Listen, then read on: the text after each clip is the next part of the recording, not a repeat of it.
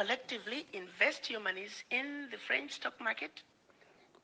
France izafata ayo mafaranga iyagire ayayo abaya guverinoma, nyuma bayishyire mu kigega bita top markets, aho mushobora kuzajya mujya kubasaba yuko bayabaha nk'inguzanyo kandi ari ayanyu under the French name, and you don't have to know what the returns are. icyo gihe kandi kuyabaha hazaba hariho n'inyungu babashyiriyeho mu izina rya France, utashobora kumenya ni inyungu yangahe uzishyura ngahe. Should you wish to access some of your money, keep in mind that countries are now left with only 15% of their reserves. Nyuma kandi uramutse ugize ikibazo cy'uko wakenera amafaranga yawe, wibuke yuko usigaranye 15 byonyine, andi 85 barayakwatse. Ubwo urimo urareba niba bazakuguriza ngahe, kuko hasigaye wagurije ni makeya kandi wabahaye. You have to submit your country's financial report. Ugomba gutanga your country financial report. Ugomba gutanga ingengo yawe y'imari y'uwo mwaka iteye ite, ukayibaha kugira ngo barebe niba koko bazakuguriza ngahe. And if approved, you get to access up to 20% of your deposits from the previous year. Iyo byemewe nabwo uzahabwa amafaranga 20% byo ku mafaranga wari warabikije ayawe y'igihugu cyawe muri bwa butunzi. 85 warayabikishije, none hano baguhaye 20 kandi ageretseho n'inyungu zishyura. As a loan at commercial interest rates. Ayo ni inyungu umenye ko urayagujijwe nk'inguzanyo, uzayishyura hageretseho n'inyungu ugomba kuzabishyurira. I'm going to repeat that. Reka nyisubiremo. Should you want to access some of your own money, Niba ushaka amafaranga yawe, you have to submit your own country's financial report. ugomba gutanga bije y'umwaka wawe ukoresha mu gihugu cy'iwanyu. And if approved, you get it as a loan. Niba byemera bazayaguha, ariko bayaguhe nk'inguzanyo. At commercial interest rate. Hazongerwaho commissioner interest rate, inyungu zabungukira. So you go from having a humongous credit with France to Mbere ureba ahantu waturutse, wari umuntu wabagurije umutungo ukomeye, heavily creditor. now owing France for borrowing your own. None ubu ngubu Ubufaransa burimo burakubara nk'umuntu bagurije umwenda ugomba kwishyurwa. Uri umunyamwenda none wahangaha. A loan that you'll never be able to finish paying. Ikibazo rero nuko uwo mwenda uba uri hejuru cyane ku buryo utazashobora kuwishyura. Also said, all your minerals discovered and yet to be discovered, French companies have the first right of refusal. You go. Hari ikindi kandi cya kabiri bavuga ngo umutungo kamere wo mu gihugu cyawe uzwi n'utazwi, leta y'Ubufaransa ibafiteho defensive refusal. Bashobora kubyanga ko bidakorwa ntaho wabarega. Imishinga yose, umutungo wanyu wose. To those countries today, all major contracts, French companies have the first right of refusal. The water supply, the power supply, the mining fixtures, the oil rigs, roads construction, airports, French companies have the first right of refusal. mwitegereze murebe amakampani y'imihanda, amakampani akora amashuri, amakampani akora amazi, amakampani akora amashanyarazi, amakampani ashinzwe imihanda, ibibuga by'indege.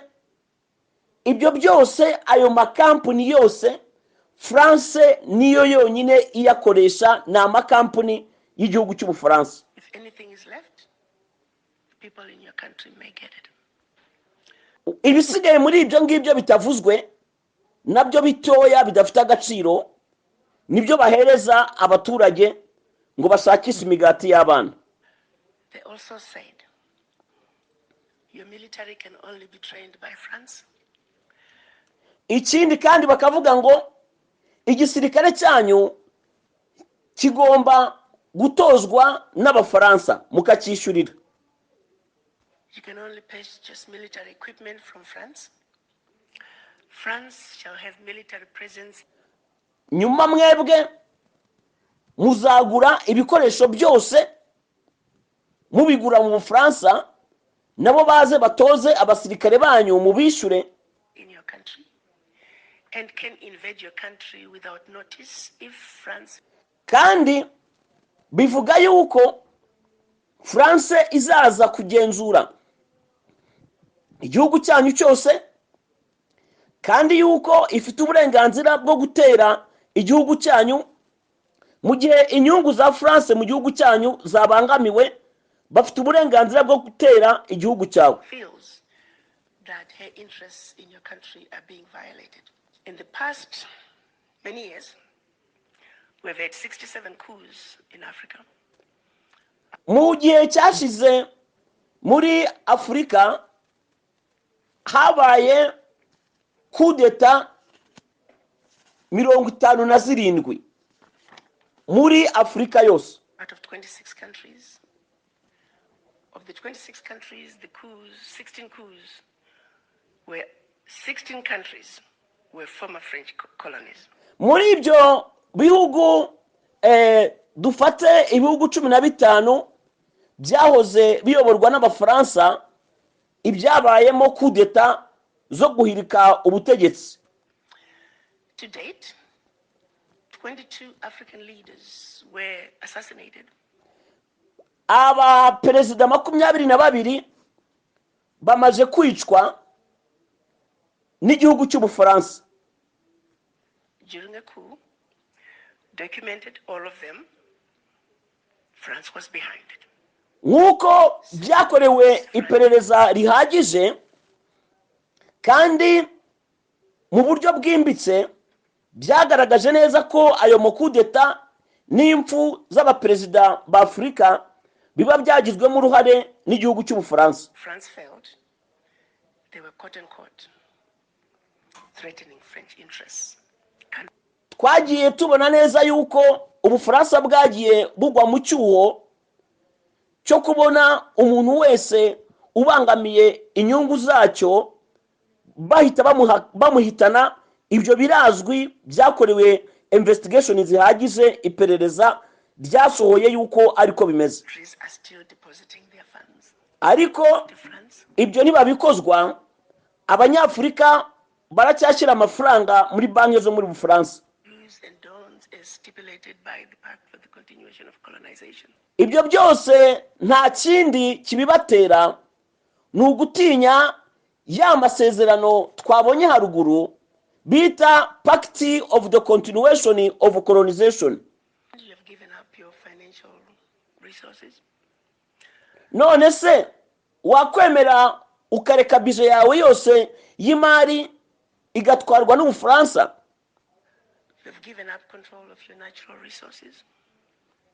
None se wabigenza ute ko watanze umutungo kamere uri mu butaka bwawe uzwi n'utazwi, warawutanze byararangiye? Watanze ingabo n'igisirikare byose ubihereza guverinoma ya France, nta mahitamo yandi waba usigaranye, nta kundi wagira, nta shinge nta rugero, ingufu zindi gisigaranye niziye kuba bakurangije. Today, because of the pact for the continuation of colonization, France alone, that little bitty country, is kubera ayo masezerano rero yo kwambura abanyafurika uburenganzira bwabo bwo kwigenga ngo bakomeze babakolonize. Ubu ngubu Ubufaransa nicyo gihugu cya mbere cyo bita African Lead State, nicyo gihugu cya mbere kiriho abanyafurika bafitiye umwenda munini cyane. taking out of Africa over $500 billion. Utekereze yuko biliyoni 500, ibihumbi 500 bya biliyoni, ayo ni amafaranga menshi cyane Afurika Abafaransa bayisaba ko bakwishyura. Ni amafaranga menshi cyane, Over $500 billion. And by the time they finish investing that money into the French stock market, they are realizing trillions of dollars.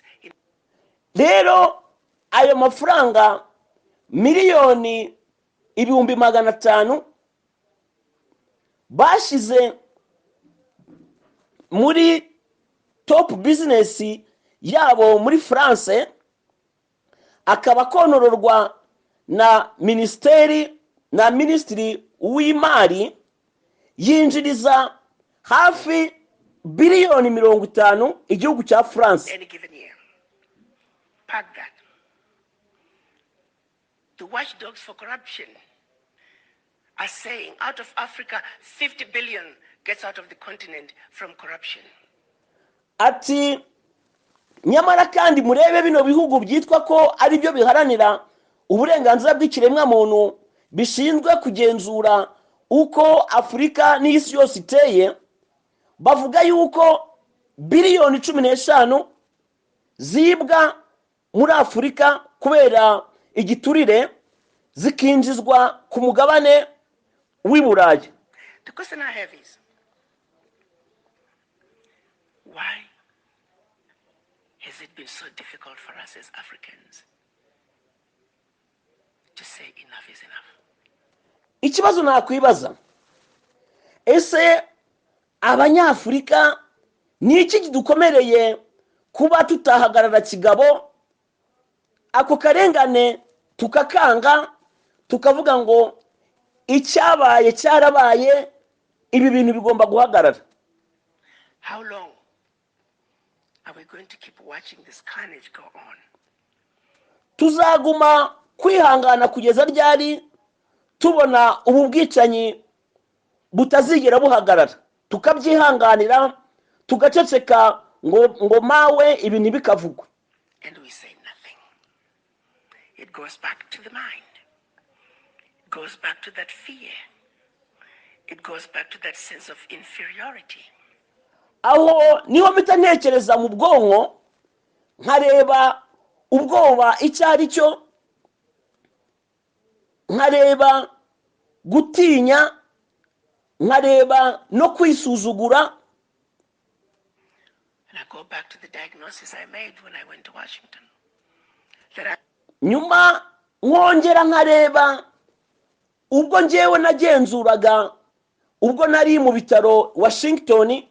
Until we black people understand that we are suffering from the legacy of colonization, that we mu gihe tuzumva neza yuko twebwe abirabura tugihanganye n'ibibazo by'ubukoloni byadusigaye mu mitwe, are suffering from the legacy of slavery, tugihanganye n'ibikomere by'uko twabaye abacakara. and while we may have lost the shackles of in our legs and our hands, the shackles of the mind continue. Nubwo twavunaguritse amaboko n'ibirenge, ariko ubwonko ndizera yuko bwo bugikora, bwo ntabwo bwamenaguritse. Until we realize that we are a wounded people and we need healing. Igihe tuzumva yuko twakomeretse, turi abarwayi dukeneye kuvurwa, Nothing about our circumstances is going to change. tutari twabyiyumvisha ibi bihe mureba turimo n'ibibazo turimo nta na kimwe kizigera gihinduka. We are sick people. But to be sick, first you must realize and accept that you're sick. Turi abarwayi, ariko kugira ngo byemerwe nuko tuzaba turangije kwemera neza ko turwaye koko. Do you go to the doctor if you don't think? Ese waba warigeze ujya kureba muganga ngo agusuzume ko urwaye? You're sick. We are not only in the doctor's waiting room on outpatient basis. We are not even in the hospital in a general ward. Rero abenshi bameze nk'aho barwaye, ntibabe bari mu cyumba kwa dogiteri, ntibabe bari no muri sale aho abarwayi bategerereza ko aba baganga babakoraho. As black people, we are in the intensive care. Ahubwo twebwe nk'abirabura twinaze muri cya cyumba cy'imbagwa, babandi barembye cyane niho twibereye. And we need to realize that the baby is now born. Ibyo tugomba kubitekerezaho, kuko uruhinja dutegereje ntabwo rwari rwavuka. And her name is the African Continental Free Trade Area. Izina ryiwe twahaye uwo mwana ni African Continental Free Trade Area. Iryo ni ryo zina bahaye umwana ko Afurika igomba kwigenga n'ibyo icuruze ikabyigengaho. Children of Africa must realize that now we need diapers. Rero umwana mu Afurika agomba kumenya ati nkeneye diapers zo gufunga umwana, ibibindo, Formula, nkeneye amata, sleepless nights, nkeneye. he's gonna cry. Nzi neza yuko umwana nijoro ashobora kungora akarira akamboga. This baby's gonna throw tantrums. We need to be ready. Rero tugomba mbere na mbere kuba twiteguye uwo mwana uzatuvukira. Nibutse ko izina ry'umwana ari uko Afurika, umugabane wa Afurika ugomba kwigenga kandi ukishyiriraho ibiciro by'imari yazo y'ubutungo kamere wabo. Take care of this baby. Africa is on the move. Afurika yo irimo iragenda. Are the children of Africa ready Ese to step up? abana bo muri Afurika mwaba mwiteguye guhaguruka What is rightfully yours? mukarwanira uburenganzira bwanyu? Understand, around the globe, as black people, the reason we are so disrespected is because we're poor. Most of us Abenshi muri mwe mutekereza yuko impamvu abirabura ku isi basuzuguritse nuko benshi mwibwira yuko ari uko ari abakene, don't own anything. ko nta kintu bagira. Singularly, while we were given our independence, the one thing that was denied from us is economic liberation. Ariko icyo ntabwo ari uko bimeze, ahubwo nuko ubwigenge mu gihe twabuhawe twimwe uburenganzira bw'uko tugomba kwigenga mu mutungo wacu kamere, economical liberation. The African heads of states are saying African wealth belongs to the African children. Umwe mu baperezida b'Afurika yagize ati umutungo wa Afurika uri mu maboko y'abanyafurika ubwabo. The African Union defines African diaspora as all people of African descent living outside Africa. The colonizers Naho mu nama y'ubumwe bwa Afurika bavuze yuko Africa diaspora abantu b'impunzi bo muri diaspora ya Afurika ari abantu bakomoka muri Afurika baba ku isi yose. Abo ngabo ni African diaspora, ni abantu bose bakomoka muri Afurika bajyanywe mu bucakara bw'abirabura bakomoka muri Afurika. Abo ni bo mpunzi zo muri Afurika. have been building the Africa that they want. The game is up. Nyuma rero niba koko abazungu barubatse afurika uko bishakira bakayangiza bakayitobatoba. ndagira ngo mbabwire yuko umukino urangiye, ubu urubyiruko rw'abanyafurika ni uguhaguruka mu karwana. You see, you don't go to China and find black people driving the Chinese development agenda. abazungu bazakubwira bati nujya mu bushinwa ntuzabona abirabura bafite umwanya mu miyoborere y'icyo gihugu. You don't go to Europe, you don't go to Mexico, India, and find black people driving those regions' development agenda. nugera muri Mexico, China no muri India, ntuzigera ubona abirabura bayobora bimwe muri ibyo bigo n'iyo mishinga minini y'ubukungu. The reality is, you must not, cannot, should not, and golly, will not go to Africa and find non-Africans driving the African continental development agenda. ukuri nuko wabyemera utabyemera, nuko niyo wagaruka muri Afurika kubera ikibazo cyamatse bihugu, utazigera ubona abafurika aribo bayobora imishinga, igihugu, ibigo na buri kimwe cyose gikomeye kivamo imari. ntabwo uzagisanga kiyoborwa n'abanyafurika muri Afurika yabo. Yes, of course. You, the children of Africa, the inheritors of Africa's wealth. ibyo bivuga yuko nawe munyafurika uri umuragwa wa Afurika yawe. uko nguko niko bimeze. n'igihe kigeze cyo guhaguruka birabura bo ku mugabane wa Afurika tukarwanira agateka ka Afurika yacu, kuko Afurika niwo murage wacu. murakoze.